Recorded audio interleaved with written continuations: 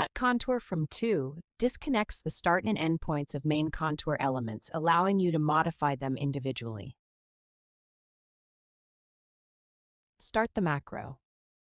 Define the area you want to cut. The first element needs to be selected with the right mouse button, the second one with the left, in a clockwise order along the contour. All elements in between will be cut at their start and end points. Once completed, the macro can be repeated using a right click. To end the macro instead, click with the left mouse button.